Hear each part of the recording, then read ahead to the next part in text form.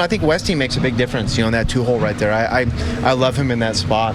There's speed, there's power. It's a really good at bat. It's a right-handed hitter sandwiched between 2 really good left-handed hitters. So I think those 3 guys are cooking a little bit. I love where they're at, and hopefully it kind of stays that way. What do you see as the next step for Jackson defensively at second base? He's definitely settled in to the position this year after having to learn it last year. But what do you see as him becoming a above average to elite defender? Rangy plays, finishing balls laterally. So I think the ball in front, as we watch him on the ball in front, he's going to be out. If you hit Jackson the ball and it's dead in front of him, he's an out. You have that confidence in him in a lot of ways.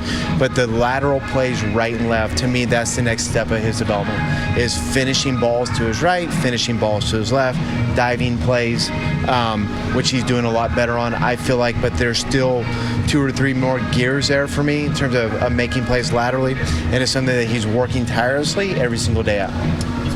He was a pretty rangy shortstop down in the minors. How have you seen that transition over to second base, and how is it different, the range at those 2 positions? Range in the big leagues is different than range in the minor leagues. So to make the characterization that he made rangy plays in the minor leagues, you'd have to have a lot of evidence on that to support that.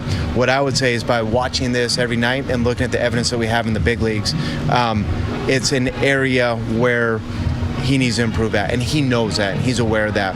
So having range and being fast and being lateral and being quick is very different than finishing plays that are lateral. So for Jackson, the big thing, my guess is, when he was in the minor leagues, he probably wasn't finishing plays laterally, would be my guess. And I would probably, I feel confident saying that he's actually probably progressed and gotten better at that here in the big leagues than he probably did in the minor leagues, just as every 20 to 21-year-old does. They're just going to get better and move forward at those ages, and we see that with Jackson right now.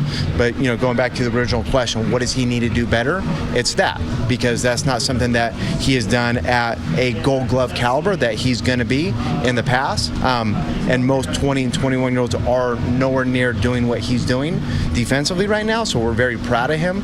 But for him to be a Gold Glove second baseman, it's to improve upon finishing rangy plays. You guys haven't walked a lot lately. Yeah. I mean, you had this long streak where there was a walk in every game. Now 3 out of the last 5 games, no walks. Yeah. What do you see? Maybe good pitching. You're facing Tampa, right? Tampa's got a great reputation with pitching. I think we can all agree on that. And then you come and play the Cleveland Guardians, that maybe have a better reputation historically with their pitching. So I think we're probably facing pretty good pitching. I think we know that when pitchers throw strikes and get ahead in the count, they're going to succeed and do really well. And I think we've run into 2 places that do that. It's not a fully formulated thought, so we're going to work through it together. But when you and others are creating a lineup, how much thought do you put into how players complement other players next to them, and how much do you think it's completely independent and, hey, this is my best hitter, I want him hitting top of the lineup because I want to be many as fast as possible? Does that make sense? I don't know if that's... A little bit. Okay, we'll work. I think it's my thought on constructing a lineup is, I think you're trying to get your best hitters at the top in some form or another. I don't think everybody's made to be a leadoff hitter. I don't think everybody's made to hit fourth. I think there's ideas of get your best hitters to hit as many times as you can over the course of the season. I think there's speed that you're thinking about. I think there's on base you're thinking about. I think you're trying to set up in a lot of scenarios, if you're going to pinch hit for guys, like set up scenarios where this guy's sitting here and if they bring in a lefty, then they're going to double up on Gunnar O'Hearn. We can pinch hit Urias in that spot. Trying to set some traps possibly if you're constructed that way. So, but I think by and large, how many times can we get our best hitters to hit, and who's comfortable hitting where?